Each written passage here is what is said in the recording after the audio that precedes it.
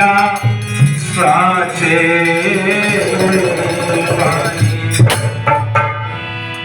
सीताराम बाजार बिना होखे ना तरनिया भैया होखे ना तरनिया बतिया साचे बानी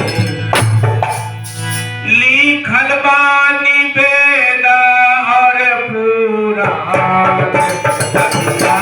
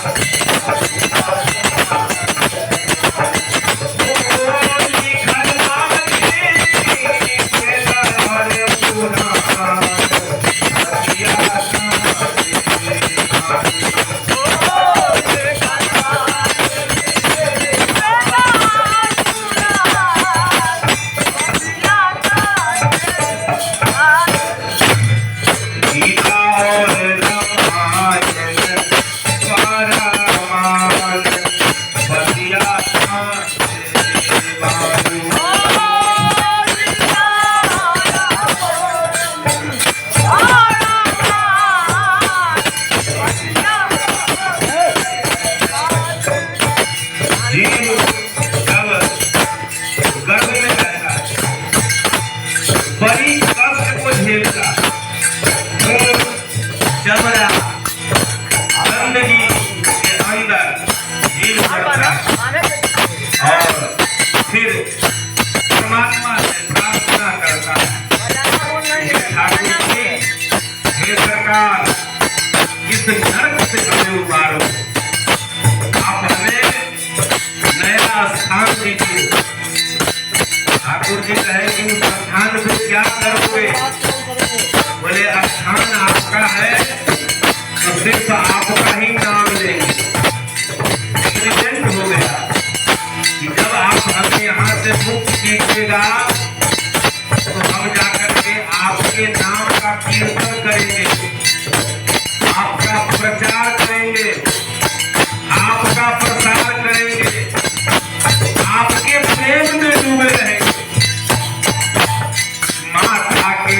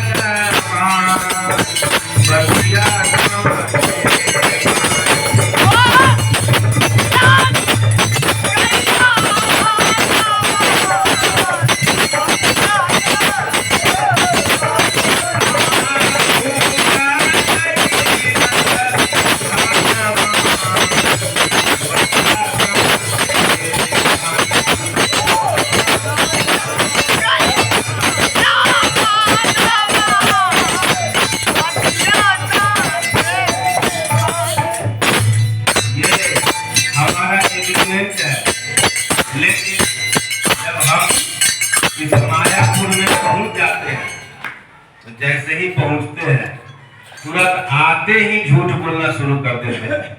कहते अरे हवा लग जाता है। कभी कभी कोई अगर ज्यादा ऊपर बढ़ने लगे उसको हवा लग जाता है। लोग कहते हैं बड़ा हवा लग गया है आजकल।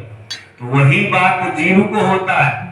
जैसे ही इस मायापुर में आता है तो जीव को इस मायापुर का हवा लग जाता है।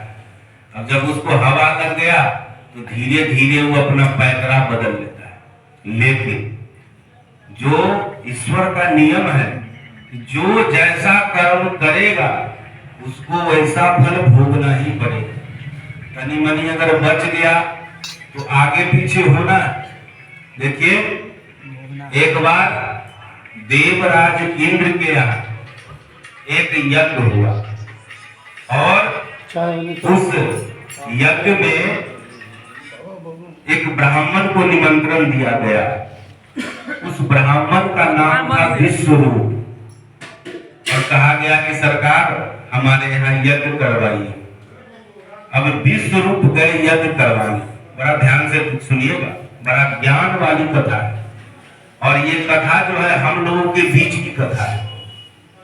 तो जब यज्ञ हुआ स्वर्ग में और विश्वरूप गए यज्ञ करवाने और विश्वरूप जो है सो मंत्र बोलने लगे, लेकिन विश्वरूप का जो ममहर था वो असुर लोक में था। अब मामा से ज्यादा प्रेम मोहब्बत रहता था विश्वरूप को। तो जजमान तो थे इंद्र, तो जजमान का नाम न लेकर के वो अपना मामे का नाम ले रहा था। अब जिसके यहाँ पंडित जी जाए पूजा कराने, वो जजमान का नाम नहीं ले और दूसरे का नाम लेने लगे। लेकिन इंद्र तो इंद्र था, इस बात को पकड़ लिया कि पंडित जी हमारा नाम नहीं ले रहे हैं, हमारे यहाँ जब करवा रहे हैं हम नाम ले रहे हैं मामा का, वो भी राक्षस मामा का। उठाया तलवार और उसी समय वध कर दिया, ब्राह्मण को वध कर दिया। अब क्रोध में आकर के ब्राह्मण का वध तो कर दिया, लेकिन तुरंत में जो है सो उसको ब्रह्म हत्या का पाप लग गया और ब्रह्म हत्या का पाप लग गया। और इंद्र जो है किसी व्यक्ति विशेष का नाम नहीं है। ये आप लोग टीवी में देखते हैं, ये इंद्र प्रकट हो जाते हैं। इंद्र कोई व्यक्ति विशेष का नाम नहीं है, कोई भी इंद्र बन सकता है। कितने इंद्र आए कितने चले गए, इंद्र एक पोस्ट है। इंद्र जो है वो एक पद है।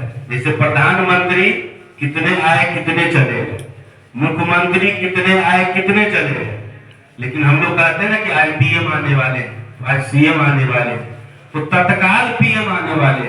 उसी तरह इंद्र जो है वो पुण्य के बदौलत बदलते रहते। और बेचारे इंद्र पर ब्रह्म हत्या का पाप लग गया और जैसे ही इस पर पाप लगा, इसका सिंहासन डोलने लगा और चारों तरफ ये जो है सो मंत्रालय में फैल गया कि इंद्र पर जो है ब्रह्म हत्या का पाप लग गया।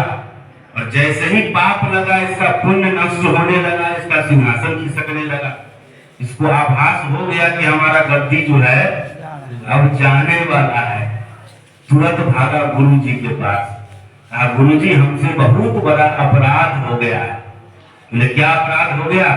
तो आवेश में आकर के हमने एक ब्राह्मण का वध कर दिया, ब्रह्म हत्या का पाप लग गया। और जैसे ही पाप हमारे शरीर पर आया है, हमारा सिंहासन डोल रहा है और हमको नहीं लग रहा है कि इस गद्दी पर हम रह पाएंगे। विधायक सांसद जो बनते हैं तो जरूरी थोड़ी ना है कि 5 साल सब टिकिए जाते हैं, कहीं बीचों में जो है सो मामला गड़बड़ हो जाता है। तो यही बात हुआ इंद्र के साथ। इंद्र बड़ा टेंशन में आ गया कि लग रहा है कि पूरा जो है अवधि हम पूरा नहीं कर पाएंगे। आगा गुरु जी के पास, अब क्या करें? तो गुरु जी कहे एक काम करो, एक ही इसका उपाय है, तुम्हारे ऊपर जो पाप सवार हुआ उसका प्रायश्चित करना पड़ेगा। तो फिर हुआ कि भाई अगर प्रायश्चित करने के लिए अब कोई आदमी पकड़ा जाता है तो उसको जेल जाना पड़ेगा। लेकिन जैसे ही जेल में जाएंगे मंत्री जी को इस्तीफा देना पड़ेगा ना। अगर इस्तीफा दे दिया तो फिर दूसरा कोई आकर के उस पोस्ट पर बैठ जाएगा। इंद्र कहा कि अगर हम प्रायश्चित करेंगे तो कोई दूसरा करके इंद्र की गद्दी पर बैठेगा, तो फिर अगले का चुनाव हम जीतेंगे कि नहीं जीतेंगे क्या गारंटी है। ऐसा उपाय लगाइए कि हमारा पोस्ट भी बच जाए और प्रायश्चित भी हो जाए। तो बहुत मंथन करने के बाद बोले ठीक है, तो ढूंढो कोई बिरला हो जो तुम्हारा पाप लेने का तैयार हो। कोई आदमी अगर कहे जो इंद्र का जितना पाप है सब हमको लग जाए, अगर वो कह देगा तो फिर तुम्हारा प्रायश्चित हो जाएगा। अब भाई पुण्य लेने के लिए तो सब तैयार हो जाता है, पाप कौन लेगा? घरों वाली तक नहीं लेते हैं। घरों वाली तक पाप नहीं लेगा। अब जो है इंद्र खोजते खोजते खोजते परेशान हो गया, इंद्र का कोई पाप लेने को तैयार नहीं हुआ। तो उस पाप को 4 भाग में बांट के 4 लोग तैयार हो गए बड़े मुश्किल से। एक पृथ्वी मैया तैयार हो गए।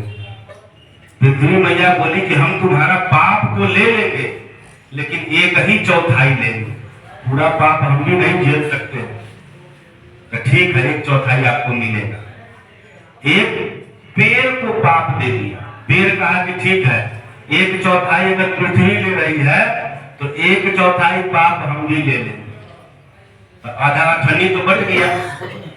अब जल जो है बेचारा जल तैयार हो गया, तो ठीक है, वो दोनों अठन्नी लिया है तो 1 चरनी हम भी ले लेते हैं। 4 आना जल ले लिया। अब बचा ही 25 पैसा चरनी।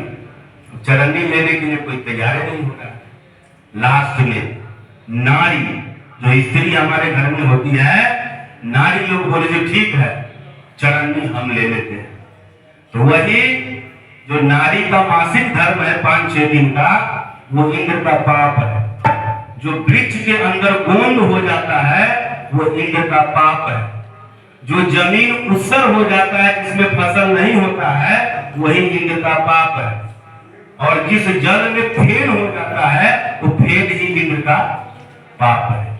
तो इसीलिए इंद्र जैसे पद वाले अपने कर्म से नहीं बच पाए, तो हम तो साधारण जीव हैं।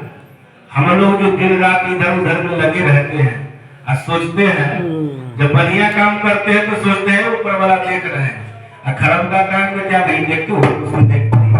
इसीलिए तन मन को मारते हुए बस जीवन में यही सिद्धांत रखना चाहिए कि जाहि विधि राखे राम